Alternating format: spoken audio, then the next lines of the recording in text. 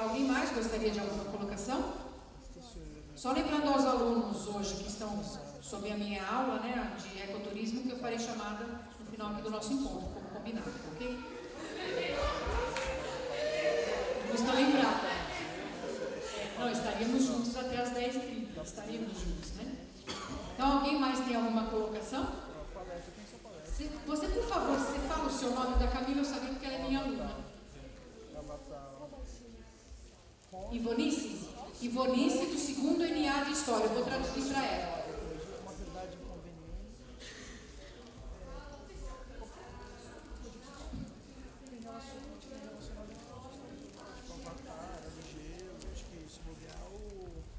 Quando o senhor fala de moral, que vai passando por processos de modificação, como a educação hoje pode estar colocando para nós alunos como trabalhar isso para mudar a mentalidade, principalmente quem está fazendo a licenciatura e vai para uma sala de aula, trabalhar em cima disso para mudar a mentalidade dessa juventude que está aí.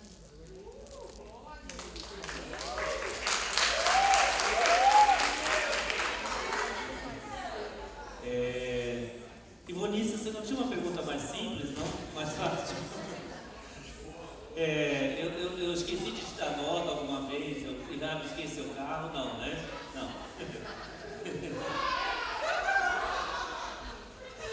Ok. Parece-me que a questão é o seguinte: nós estamos vivendo um momento de crise e há algumas instituições nas sociedades, e aí não só o Estado, mas algumas instituições que são aparelhos ideológicos do Estado, portanto, para manter o Estado funcionando desta forma e não de outra, para não deixar mudar, que elas resistem muito mais à mudança. A educação, que não é a mesma coisa que a escola é instituição, a educação é um processo. Então, mais hoje, numa sociedade moderna, e continuamos na pós-modernidade, com a educação atrelada à escola, por isso chamamos de educação formal, que é diferente da educação informal, ela vai sempre resistir. Você pede o que fazer. O que fazer é o seguinte: o Agostinho começou a falar nisso quando respondeu para a Camila. Nós precisamos descobrirmos-nos como sujeitos da história. E ser sujeito da história é bastante complicado, porque é bonito e é fácil dizer quando se trata do sujeito da história lá longe, alguns séculos antes ou alguns séculos depois.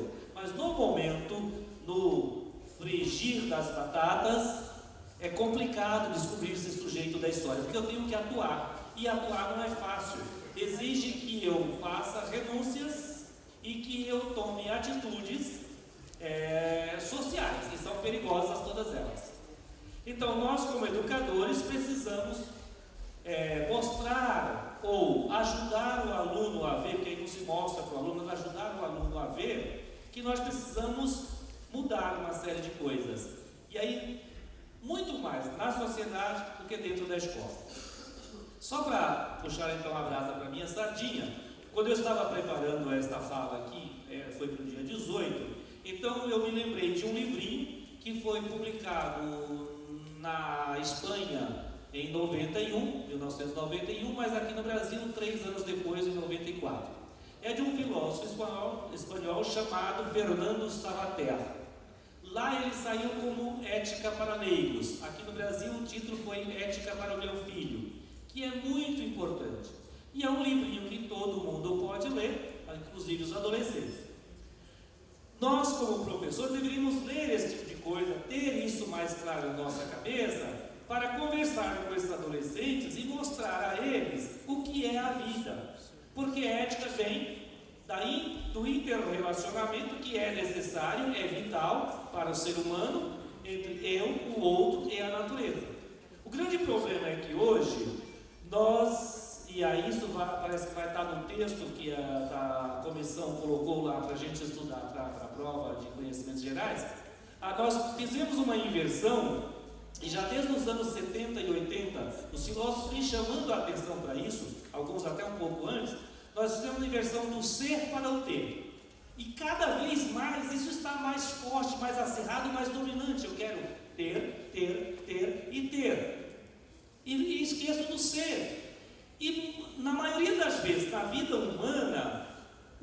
ser se contrapõe ao ter. Quem tem mais é menos, e quem tem menos é mais.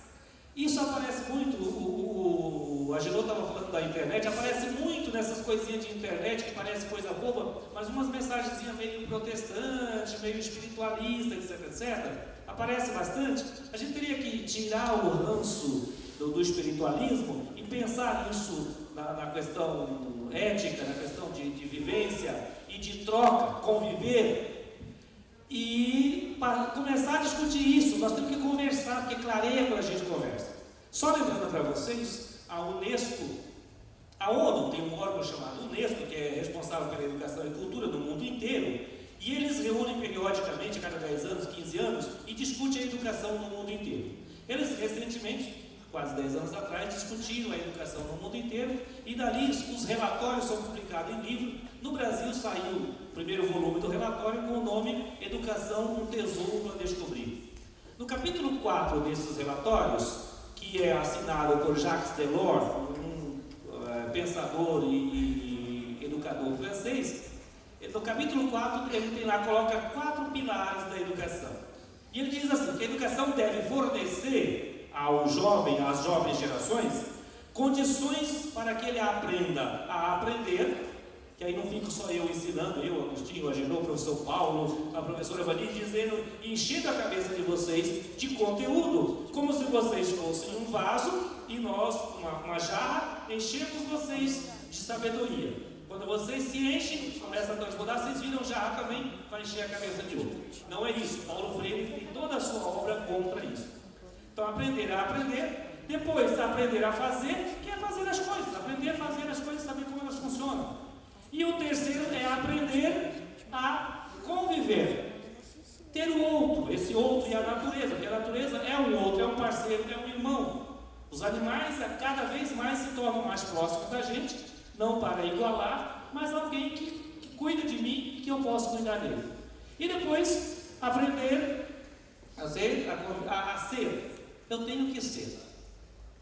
Ser está para além do ter. Inclusive, qualquer bem, deve estar a serviço do ser. E isso se perdeu com uma instituição, uma estrutura chamada capitalismo. Infelizmente, nós, dentro da estrutura do pensamento capitalista, dentro da ideologia capitalista, o ter é fundamental. Para a vida humana, não é.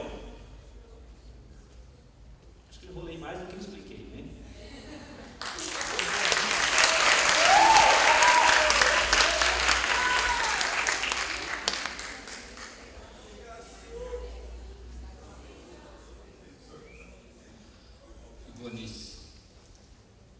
Vou procurar contextualizar essa sua observação para que nós não percamos o mundo em que estamos e fique alguma coisa de caráter abstrato. Nós sabemos que existe não uma escola, mas várias. Mas poderíamos nessas várias dividi-las pelo menos em 2 grandes grupos.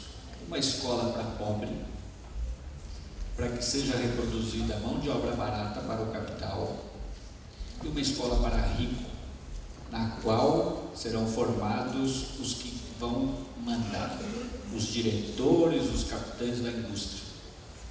Se nós simplesmente ignorarmos essa questão de ordem histórica, essa sua apreensão imediata ao como vamos poder proceder diante daquele aluno, ou por causa de comportamento dele, etc., vamos lembrar o seguinte: nessa escola para os pobres não se visa a qualidade, e sim uma estatística de aprovação completa. Nós criamos 100% de aprovação, porque a Secretaria de Educação do Estado vai dizer ao supervisor que ele vai ganhar mais com isso. O supervisor diz ao diretor da escola que ele vai ganhar mais com isso. O diretor ao seu coordenador pedagógico e esse aos seus professores. De tal modo que o Estado de São Paulo, o mais rico do país, paga um salário miserável a seus professores, e um professor que não tem uma formação adequada, ele nada ou pouco pode oferecer a seus alunos. Veja, se nós estamos num contexto em que essa escola para o pobre é uma escola para fazer com que ele tenha uma subremuneração, um salário digno, nós vamos entender o que essa escola significa e qual é a função dela. Pensar uma escola diferente, uma escola de inclusão e de qualidade, significa pensar em modificar a realidade como um todo, e não só a escola, porque a escola, o que ocorre nela é sintomático do que ocorre na sociedade em geral. Então, é claro que isso significa, entre outras coisas, você vai me perguntar muito bem, estamos nessa escola para o pobre, que é só reprodução, é de aprovação automática para dar 100% de aprovação, e o pobre fica marginalizado lá e sem um futuro em que ele possa vislumbrar uma dignidade. Muito bem, e aí o que eu faço diante desse quadro macro que você está observando? Você precisa atuar ali. E a questão do convívio, que é uma questão delicada, ela vai se dar por quê? Lembre-se da ideia de perspectiva. Eu faço alguma coisa se essa coisa tem sentido. Se o estudante ali percebe que o horizonte dele é muito restrito, muito limitado, as ações dele vão voltar em função disso. Ou seja, o que eu vou poder conquistar e realizar? Meus planos são para daqui 2, 3, 4 anos ou para daqui a 24 horas? Então, se sua ação ela visa uma consequência do plano maior, ela pode vir a entrar em conflito com essa perspectiva apenas das 24 horas. Se ele está pensando apenas no imediato e você está pensando de que maneira isso vai repercutir posteriormente na vida dele, vai se precisar fazer um acordo. Entre outras coisas, esse acordo vai ter que apontar a ideia de, olha, a escola aqui, ela é para reprodução social, para manter quem obedece nesse patamar e quem manda também, ou seja, para se reproduzir a sociedade. Mas aí, a partir disso, o que fazemos? O que fazemos é um processo de interferência que o profissional pode atuar. Dentro do seu raio de ação, é fazer de tudo para que essa interferência modifique aquela realidade e que isso se multiplique em ações dos demais educadores.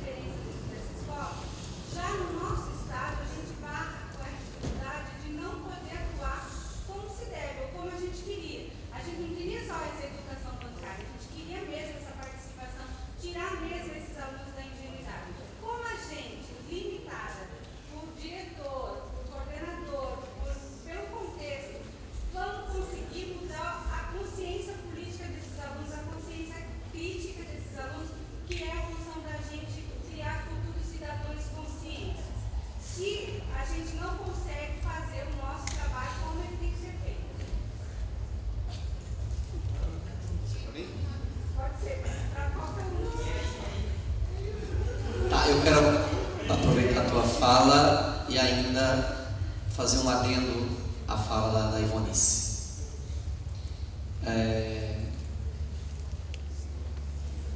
Quando você diz como fazer a educação nessas tantas barreiras que encontramos, e elas estão aí. E a Ivonice não é tão diferente quando ela coloca na questão o que fazer para praticar a educação.